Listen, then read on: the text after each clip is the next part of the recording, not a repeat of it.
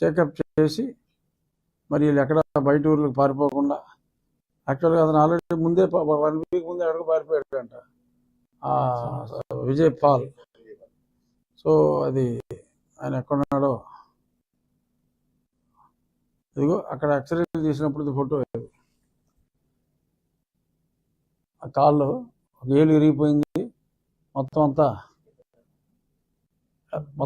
చూడు ఎలా అయిపోయింది, నల్లగా కమిలిపోయి.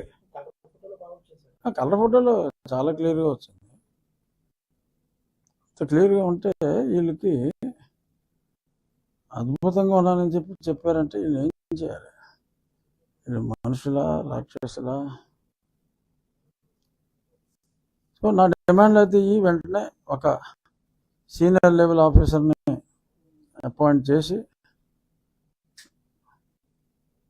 చేయాలి. ఎందుకంటే మరి ముఖ్యమంత్రి గారు కూడా కస్టోడియల్ టార్చర్ అయిందని ఎన్నోసార్లు ఆయనే చెప్పారు. అయినా సరే మరి ఈ పోలీస్ అధికారులను ఇప్పుడు దాకా ఎందుకని మరి సస్పెండ్ చేయలేదు అనేది తెలుసుకోవాలి. చూద్దాం న్యాయం జరుగుతుందని. సో ఇక ఈ కేసు విషయంలో ఇంకేమన్నా డౌట్లు ఉన్నాయా?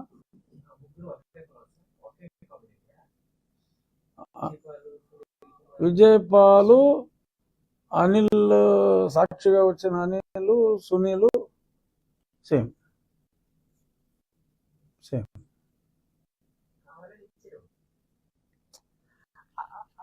అంత అక్కడేం జరగలా. ఈడిచ్చాడు అని చెప్పి రాసుకున్నారు అంతే. ఇప్పుడు అడిగితే మటుకు నేను ఇచ్చాను అంటాడు వాళ్ళ వరకు. కానీ ఈ దొంగ ఎంఆర్ఓలు అసలు నేను వాళ్ళు మొహం చూసుకోకుండా, అసలు నేను పైనుంచి కిందకి రాకుండా 3 గంటలు మాట్లాడారట. చాలా అద్భుతంగా నన్ను వీళ్ళు ట్రీట్ చేశారని చెప్పారట. అంటే అసలు ఎంత దారుణంగా స్కెచ్ చేశారంటే వీళ్ళు తేడా పూర్కు కన్నా హీనం. ఈ చండాలం చెప్పటానికి వీలైనంత దరిద్రులు.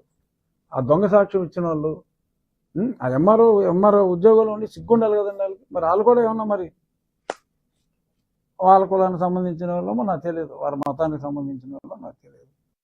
ఇది కుట్రపూరితంగా నన్ను అరెస్ట్ చేసి పర్మనెంట్గా లేపేయాలి అన్న జగన్మోహన్ రెడ్డి ఇన్స్ట్రక్షన్ కోసం.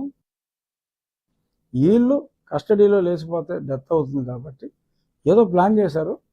కానీ వీళ్ళు పూర్తిగా శ్వాస ఆపే ప్రయత్నం చేస్తే వాళ్ళకి శ్వాస అవుతుందనే భయంతో, ఎంపీ కదా కస్టడీలో లేపేశారంటే అనే భయంతో న్యాచురల్ డెత్, నేను అన్యాచురల్ వే ఇద్దాం అనుకున్నారు.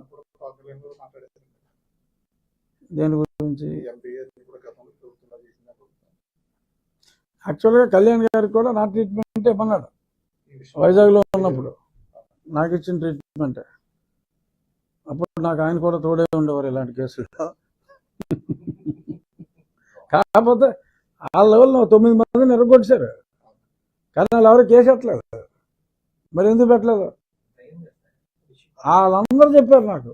మా తోడవరం అప్పుడు ఆయన ఇన్ఛార్జ్ పివిఎస్ రాజు గారు వీళ్ళందరినీ కొడవ ఒకసారి నేను మీడియాలో కూడా చెప్పా, ఇన్స్పెక్టర్ పేరు కూడా చెప్పా. ఉతికేశారు అది. అఫ్కోర్స్ నా ఉతుకుడు అసలు ఈ లెవెలే వేరనుకోండి. మాది బాహుబలి రేంజ్. మంది స్కెచ్ టు ఓపెన్ స్కెచ్ ఇది. సో అది అంత దారుణంగా ఉంది. చూద్దాం మరి ఎప్పుడు ఇన్వెస్టిగేషన్ మొదలవుతుందో, ఎప్పుడు న్యాయం జరుగుతుందో.